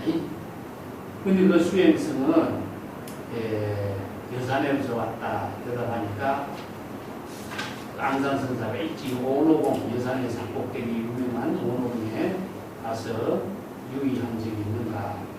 오노봉의 깨달음의 경지를 독자적인 안목으로 체득한 것이 있는가. 그런 경지, 오노봉과 우리의 경지를 이룬 것이 있는가. 이것을 질문하니까 그 수행성은 일찍이 오노봉에 가본 적이 없습니다. 오노봉이란 여산의 봉우리가 아니라 지금 여기서 말하는 것은 자기 본분사의 지혜로운 삶을 이룰 수 있는 능력과 안목을 갖춘 그대는 지금 여기 일상생활하는 자기 본분사의 일을 최상의 깨달음의 지혜로 삶을 살고 있는가? 이런 질문과 같아요. 근데 그 질문한 문처를 파악을 하지 못하니까 대상 경계로 묻는 말로만 인식을 하니까 일찍이 그 오노봉에 가본 적이 없습니다. 그래서 선지식을 찾아다니는 행각 수행자가 안목을 갖추지 못하면은 이런 질문을 바로 알 수 없으니까 엉뚱한 대답이 나오게 되는 거죠. 그러니까 앙산선사가 그때는 유의삼배를 하지 못하는구나. 유의삼배의 경지에서 본분사의 삶을 살지 못하는구나. 그래서 유산이라는 말은요. 유의삼배의 경지, 삶과 함께 유의삼배의 경지에서 자기 본분사의 삶을 살지 못하는구나. 이런 의미죠. 백장이 대웅봉의 경지를 제시했고, 보복선사가 묘봉정을 제시했고, 그 마조 문화의 선생들이 유산만을 산에서 달 구경을 하는 유의삼배의 경지에서 성답을 서로 나누는 이런 대화가 중국 의록에 자주 전하고 있는데, 자, 그것을 대상으로 산을 보고 달을 보는 것이 아니라 시제지면에 자기 본분사의 지혜로 유의삼매의 경지를 이룬 것을 말하죠. 정법의 안목을 구족하지 못하면 유의삼매의 경지를 본지불감으로 실행하지 못한다. 이런 의미죠. 그래서 원어선사는 앙산선사는 너무 지나친 자비심으로 수행성을 이렇게 질문을 2번, 3번 해서 논문을 쓰라고 했다. 그래서 앙산선사가 그 자비심이 너무 지나치기 때문에 질문을 2번, 3번 하는 것을 그것을 이제 평가해 줄 사람이 누구냐? 운문선사예요. 예를 들어서 덕산이라든가 인재선사 같은 경우는 방망이를 한번 칠까거나 활을 쳐서 쫓아냈을 텐데 앙산선사는 활도 하지 않고 방망이도 치지 않고 거듭거듭 질문해서 그 수행성의 안목을 다시 점검하고 새로운 경지를 깨닫도록 설법을 하고 있는 것이다. 그래서 운문선사가 그 앙산선사가 이렇게 그 수행성에게 설법한 이 말은 모두 다 자비심이 넘쳤기 때문에 낙초지담이다. 아까도 했지만 낙초지담은 그 수행성의 근기에 맞추어서 그 방편법문을 쓰란 말이다. 이런 의미예요. 근데 향상의 최상의 깨달음을 이룰 수 있는 제1법문을 수행성의 근기에 맞추어서 설법한 법문으로 앙산선사의 법문을 높이 평가해서 운문선사가 이런 코멘트를 제시했어요. 그래서 이 본칙은 운문선사의 코멘트 차거가 이 본칙 공안의 핵심으로서 앙산의 안목을 그대로 제시한 그런 공안이라고 할 수 있죠. 그것은 낙초지담이라든가 이거 하강공신 동사섭 수행자의 흥기에 맞춰서 앙산선사가 자비심으로 방편법문을 이렇게 자세하게 설한 법문이다. 이런 의미죠. 자, 그렇기 때문에 원어 구원사는 이걸 뭐라고 평가했느냐면요. 산상의 길을 알고자 한다면 반드시 그 산길을 간 사람만이야 알 수 있다. 이런 표현이에요. 그 험한 산길을 가보지 않은 사람은 그 험한 산길을 알 수가 없다. 이런 표현이거든요. 이건 이제 우리가 독학기에 하선주품의 유명한 이야기가 나오죠.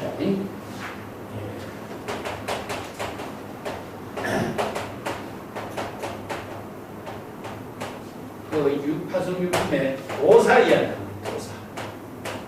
그래서 재불열애를 도사라든가 의사에 비유하는 이유죠. 중생의 병을 고치는 의사에게 비유했고, 중생들을 해탈 열반의 깨달음의 지혜의 길로 안내하는 도사로 비유했고, 이 두 가지 비유 부분을 쓰았는데, 그 밀림 지대를 가는데 그 밀림 지대의 길을 상인들을 데리고 그 길을 안내해 주는 사람이 누구냐? 바로 길을 가본 경험 있는 사람이죠. 그래서 길을 가다가 상인들이 너무나 지치니까 그 하나의 성을 만들어서 거기에 잠시 쉬도록 하고, 그래서 쉬었다가 다시 이제 본래 열반의 깨달음의 경지에 이르도록 길을 안내하는 이런 비유 부분을 쓰래요. 그래서 법화경은 이런 이제 7가지 비유 부분을 통해서 방편 본문, 비유 본문, 인연 본문을 통해서 설법하는 재불열애의 그 자비심이 아주 강력한 본문으로 제시되어 있죠. 그래서 이제 길을 아는 사람만이야만이 그 길을 알 수 있다. 그래서 이제 여산의 오로봉, 앙산 해력선사가 그 경지를 이룬 사람이고, 또 우리가 보복선사가 묘봉경을 제시해서 그 경지를 이룬 사람이 그 경지를 본문을 설하는 것이다. 이렇게 이제 표현하고 있습니다. 자, 그래서 앙산 우문선사가 그 자비심으로 낙초지단이라고 하는 그 본문은 중생의 세계로 다시 내려와서 중생의 근기에 맞추어서 강편 본문으로서 수행성을 제접한 본문입니다. 이걸 이런 부분인데, 제1은 무엇이냐 하면 향상이고, 제2는 향함입니다. 이걸 이제 선에서는 파주와 반향이라고 표현하고 있는데, 그 앙산이 미산에게 그 적에는 잠시 접음선이고 낙에는 어떤가, 이렇게 적에와 낙에로 표현하고 있는데, 향상의 본문 접어두고 향하의 본문은 무엇이냐, 이걸 이제 이런 이제 비유 부분을 이제 방편으로 제시하고 있는 본문을 이렇게 우문선사가 이렇게 평가한 겁니다. 교재로 좀 볼까요? 그 216페이지에 보면은 내가 조금 전에 설명한 것처럼 우문 중간에 보면 있죠. 우문선사는 본칙 선문에서 앙산선사가 이 수행세계에 한 이 질문, 모든 부문은 자비심으로 중생의 근기에 맞춰서 방편 부문으로 설한 것이다. 낙초지단이다 말했습니다. 이런 자비심이 넘치는 앙산의 부문에 대해서 우문선사가 이런 평가를 한 것이죠. 개송을 한번 볼까요? 개송은 그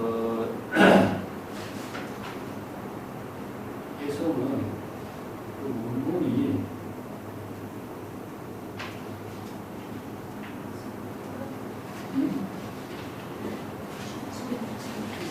출초, 이초 해놨죠. 한문부터 먼저 볼게요.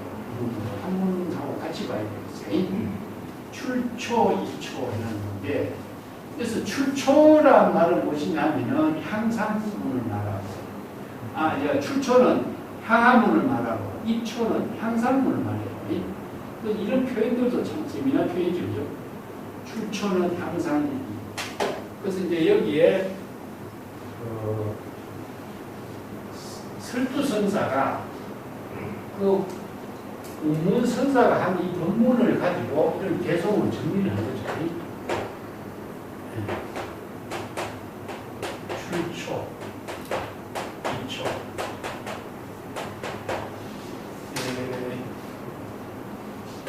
이초는 이거 이제 원래 향상입니다. 먼저 써야 됩니다.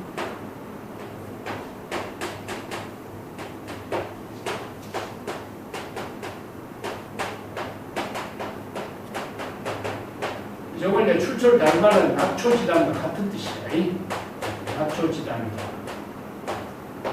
그래서 방편 본문으로서란 입장이다. 이 뜻인데, 앙산선사 수행세에게 제시하고 있는 여러 가지 본문은 향상의 경지를 이루도록 그 낙초지담을 한 것이다. 이런 법문인데 설두선사는 이걸 입초, 출초, 입초 두 말로서 정리를 해요. 이 선문답의 내용 전체를.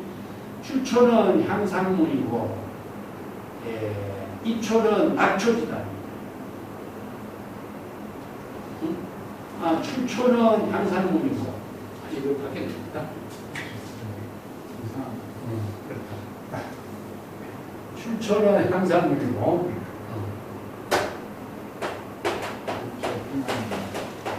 입초는 향하고 뜻입니다. 이건 낙초를 하고 있습니다. 중생의 세계에 들어가면서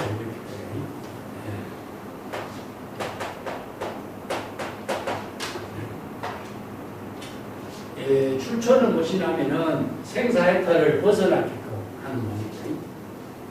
이건 이제 말심 수행을 통해서 생사해탈을 벗어나는 거예요. 요거는 이제 향화문이라는 것은 중생들에게 방편법문을 제시하는 거.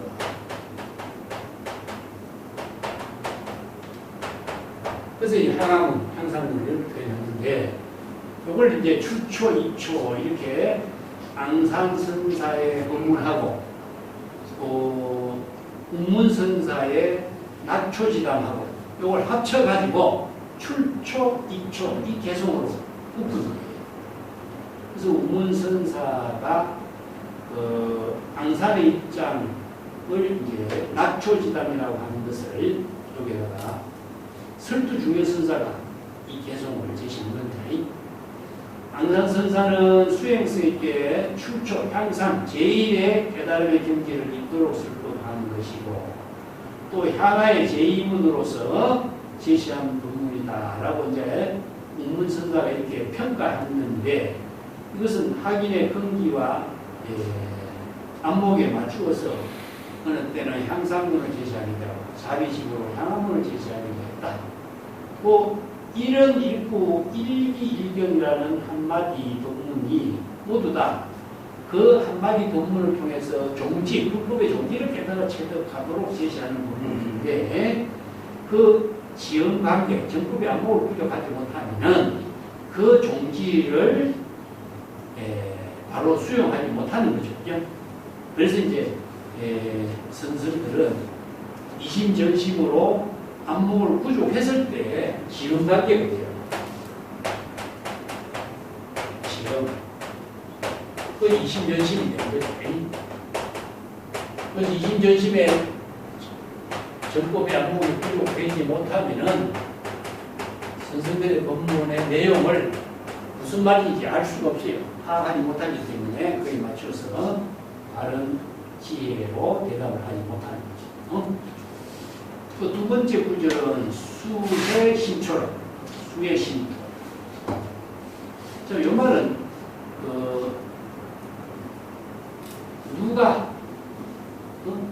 입초, 출초와 입초의 경지를 설한 앙산과 운문선사의 경지의 안목을 깊이 관찰해서 그 경지를 통철해서 판단해서 이렇게 파악할 수 있는 사람이 누구일까? 이런 말이에요. 이게 여기에 앙산의 안목하고 운문의 안목을 출초, 입초로 표현하고 있는 그 경지를 파악할 수 있는 능력을 갖춘 사람은 누구냐? 이렇게 이제 설비우선사가 표현했는데, 운문의 출초와 앙산의 입초를 투철하게 꿰뚫어보고 이런 개성을 쓸 수 있는 사람은 누구냐? 그런 사람은 진정한 작가 선지식이라고 할 수 있다. 근데 여기서 그 사람 누구죠? 설두죠. 나와 같이 이런 경지의 안목을 갖춘 사람을 이렇게 불러일으키고 수행자가 이 앙산과 운문과의 운문의 안목을 깨뜨려 볼 수 있는 정법의 안목을 부족한 수행자가 되어야 된다 하는 입장하고 같이 되어 있어요. 그래서 이런 성기의 지혜작용을 깊이 있게 깨뜨려 볼 수 있는 수행자가 되도록. 그 다음에 백운 중중에 홍일고고요 해놨죠. 그래서 흰 구름은 겹겹이 쌓여 있고 붉은 해는 오고 높이 솟아 있다. 이런 표현인데 이거 뭐냐? 대부분은 그 여산의 오로봉이 흰 구름으로 막 쌓여서 이게 보이지 않는 거죠. 어? 여산의 그 경지, 깨달음의 경지, 여산의 진면목을 대상으로 볼 수 없는 세계입니다. 이걸 이제 여산의 진면목을 오로복의 진면목 또 깨달음의 경지는 대상 경계로 볼 수 없다. 그렇지만은 여산은 항상 만상 가운데에 홀로 우뚝 서 있는 세상에 열애의 법신의 지혜를 부족하는 경지. 그런데 열애의 지혜 법신이 뭐냐? 밝은 해가 높게 솟아서 일체 삼라만상의 만물을 비치는 것과 같다. 이 두 사람은 누구냐? 앙상과 운문선사의 안목을 이렇게 평가되지. 그 최상의 깨달음의 경지는 대상으로 볼 수 없지만 그런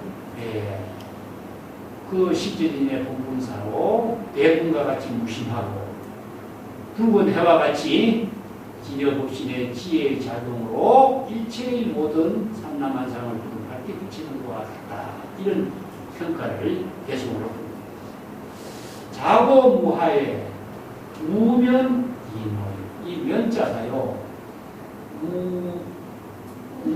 우해자. 이거 혈거놀자를 해자를 돼 있죠. 그게 그 자료마다 조금씩 틀린데 이게 면자로 돼 있어요.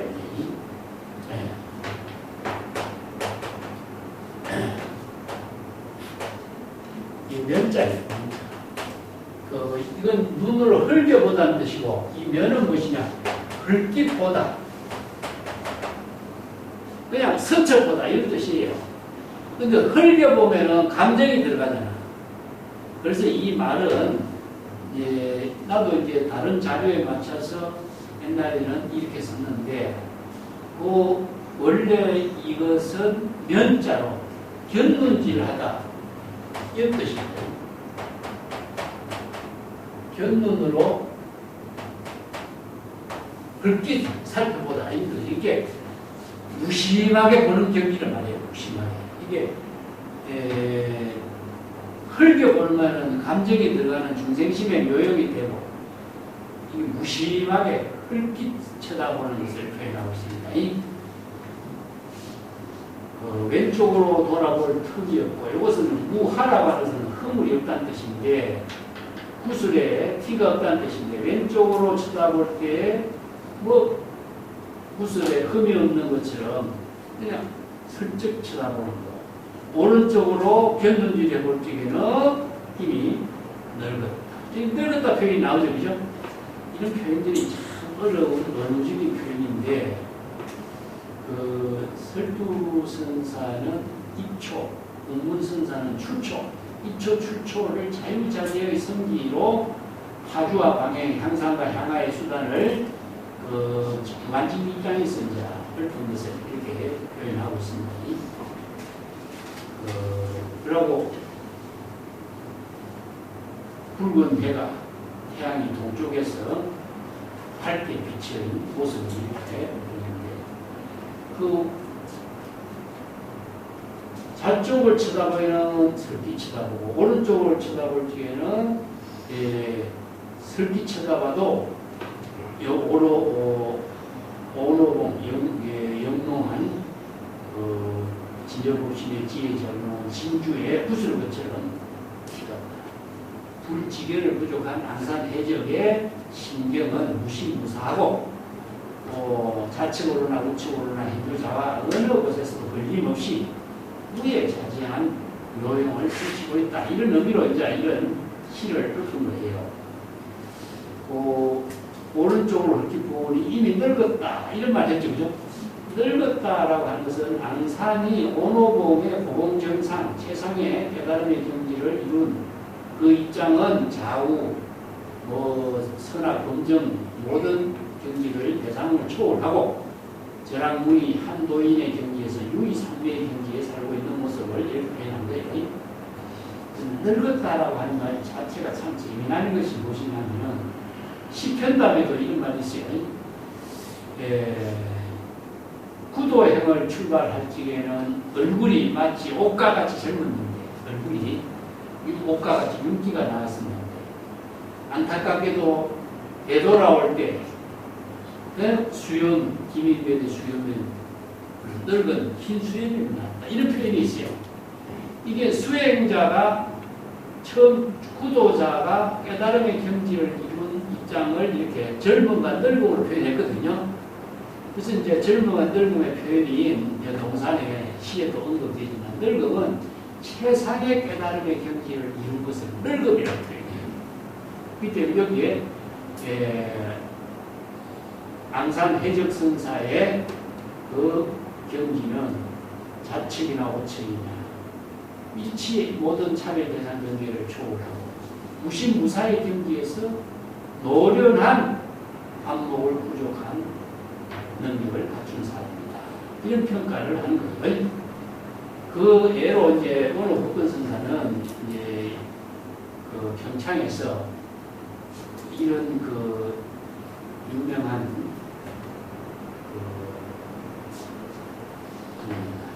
나찬선사를 고사를 설명했어요. 나찬선사는 북종의 그 보적선사, 신수의 제자인 보적선사의 그 거불전 제자인데 이 사람은 형산이라고 하는 산 석실에 살았어요.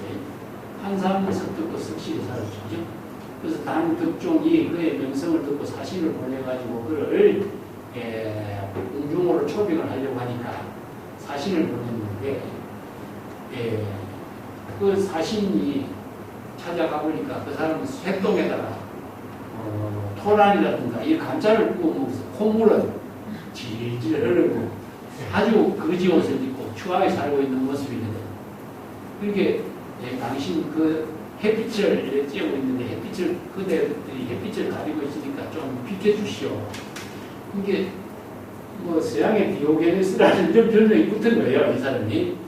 그렇게 무예하게 청빈하게 일체에 걸림없이 천자 초청해도 그 응하지 않고 이렇게 살고 있는 그 모습을 나찬선사를 이렇게 비유해서 이렇게 이제 앙산선사를 이야기해요. 또 선도선사라고서 석실행자를 이야기하는데 그 인제번호에도 나오죠, 그죠?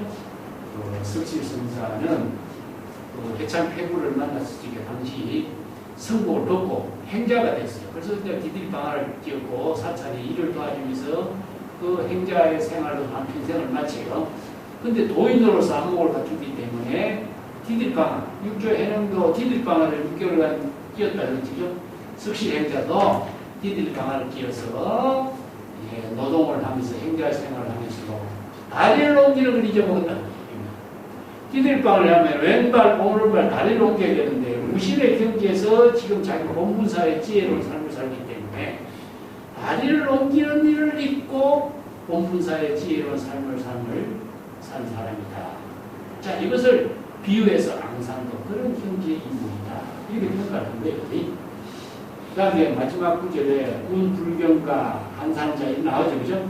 그 한산석덕의 이제 비유를 가지고 이제 여기에 개송을, 마지막 개송을 얻었는데 한산석덕의 개송은 그 한산시에 나와 10년 불기에 10년 동안에 자기가 왔던 길을 되돌아가지 않으니까 자기가 온 길을 잊어버렸다. 유명한 한산시에 나오는 신문이 그 한산은 유명한 중국 천태산에서 한산석덕 분만 세 사람이 상언이라고 살면서 그 천태산 국청사 천태지가 거기에서 도를 이루고 천태지가 이제 천태 3대국 강의했던 유명한 사찰이죠.